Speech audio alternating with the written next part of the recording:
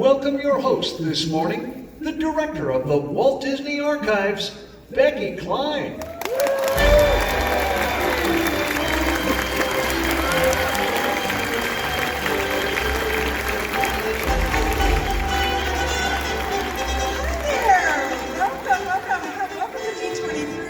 Glad you're all here this morning. Thank you for joining us. I am so excited and incredibly excited actually to, this is Matthew Adams, who's manager of exhibitions for the Walt Disney Archives, where he leads our global exhibition program that celebrates the vast legacy of Disney. On Matthew's team is Kelsey Williams, who's the curator for the Walt Disney Archives, and she was previously a Walt Disney World cast member and helps create our many exhibitions around the world. Also, we have Paula Sigmund Lowry, who is a former archivist for the Walt Disney Company. She worked for the Walt Disney Archives for many years and is an internationally recognized expert on Disney everywhere. She was a creative consultant on the Walt Disney Family Museum and is now serving as curator with Semel Exhibitions, who is our partner for Disney100, the exhibition. And lastly, we have Annette Duman, who joins us as head of content and art director for Studio TK Berlin, who we are collaborating with to bring this incredible exhibition to life. So I'd like to welcome them all. Each gallery. We can't show you all 10, but we're going to start with Gallery 1, which is called Where It All Began. And this is the only gallery that isn't going to be in chronological order. As I mentioned, we're telling a different kind of story, but we do have to show you where it all began, which is, of course, with Walt Disney and his early creations. So, Paula, you want to talk a little bit about where we're going with that? Yeah, as it's not presented chronologically, because I really didn't want to have a whole gallery where someone had to walk through 8 galleries before they could meet Olaf. You know, I want them to see all the story of Disney, which is all happening at the same time, because, you know, when you're watching on Disney Plus, you're seeing the films that were made in the 1930s and 1940s as well as today, and these films are only as old as the last time you watched them, and you watch them over and over and over again all the time.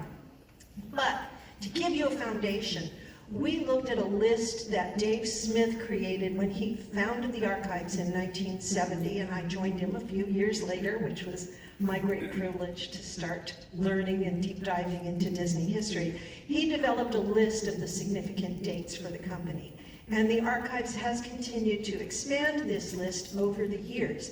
But we didn't want to just say Disney did this and Disney did that and then Disney did something else. What we did was we focused on the accomplishments and the key films and stories that have made the difference for the world over the last 100 years and that have personal and emotional touch points for you.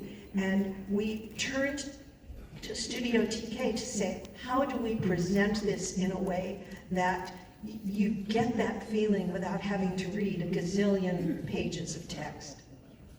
Well, if you want to do that, you still can, because we actually provided an extensive list of nearly all those significance dates and events as a static graphic layer. But the main thing about this installation is that dynamic digital layer that basically shows those highlights throughout the years, and they are synced 11 screens for 11 decades, and they should be, you know, giving you a very harmonic impression of We're going history. to allow you to virtually visit every single Disney park around the world through photos, art, and fun facts. We've been really deep diving into this. And so again, the magic of Studio TK.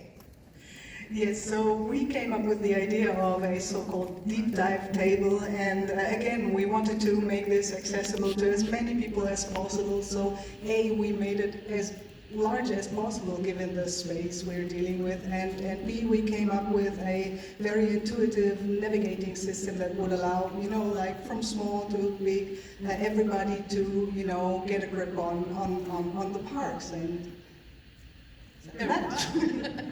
And there'll be some other things in there too, Kelsey. What's that? There absolutely will be. This exhibit really has a wide array of assets, whether that's all the various Disney brands, but we also have things of all shapes and all sizes, And some things are a little bit bigger than others. As you can see here, we're going to have an actual ride vehicle from Peter Pan's flight. There will be a couple ride vehicles, the other one also a surprise. But it's pretty cool. We can bring something this large from our collection and get to travel it for all of you people to see all around the country. What else, Matthew? And we've got some smaller items too, like Engineer Mickey, which you've probably seen in a very iconic photo of Walt on the train. We have Walt's #1 employee badge from Disneyland and his notes from the opening, the Disneyland entrance plaque, which coincidentally you can see right now if you go downstairs to our exhibit, Step in Time. Another shameless plug. Yes, absolutely. We're good at that. So our next thing that we want to talk about. Inspired and influenced by the legacy of the attraction poster, we've purposely designed these to be attention-grabbing and play to the brightly colored and whimsical art style of the 50s. Overall, there's a lighthearted quality to this collection that we just adore and love, I think. Yes.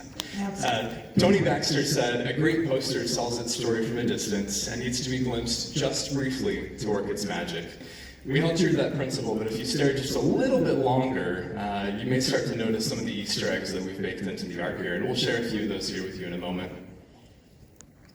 For the first gallery poster, and really all others for that matter, we explored countless concepts, and we unfortunately won't be able to share all of those with you today.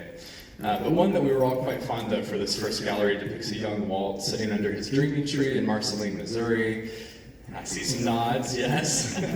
Well, of course, under his dreaming tree with a train in the distance and some familiar shapes building in the sky, of course, foreshadowing his future creative contributions. Ultimately, for this layout, we went with something inspired by the Colony Theater in New York City, which is, of course, where Steamboat Willie debuted in 1928. The final art will look a little bit different than what you see here on screen, but you may notice a nod also to the Alice comedies there in the theater marquee. Also, keep your eye out for several familiar silhouettes in the final art in the crowd below there. Maybe two of the silhouettes will look like us. Perhaps. Maybe. Now, since most of our stories have been based on books, my inspiration was the logo of a pop-up book with a castle that was done for Disney Publishing. Now, what you're seeing is the evolution of the layout from very rough sketches to concept and color. And being the Disney fans that you all are, I'm sure you can recognize all of those icons that Mickey is manifesting. And then let's look at the next one. Here we go. We decided Mickey should also be our hero here in the Illusion of Life poster, so we explored a number of ways to quickly and clearly communicate this gallery's story as well. Should Mickey be drawing himself to life? Should he be a magician? Should he be wearing a sorcerer's outfit? Well, fate would have it, David had the perfect piece of art up his sleeve. So for this poster, I looked back at a painting called Self-Portrait that I had done several years ago for a charity auction. So what we wanted to show was the process of animation in the layout. So here is Mickey going from pencil sketch to ink line to full color.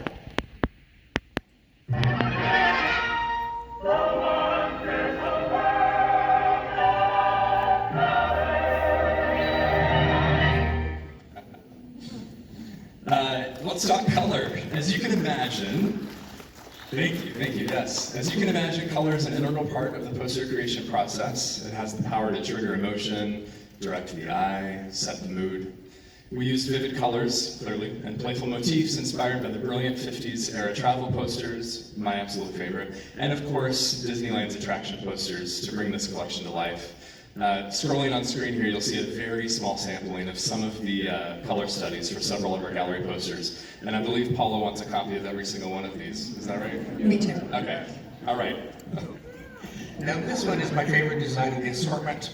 We like the use of the esoteric character Professor Hull from Two Whistle Pluck and Boom, and also the retro feel, good one, of the layout, and then also the suggestion of the dark rides to the park. Now the rough sketches that you see on the right, I did those for a very specific reason. And that's because as a surprise and delight, each of our gallery posters will be animated.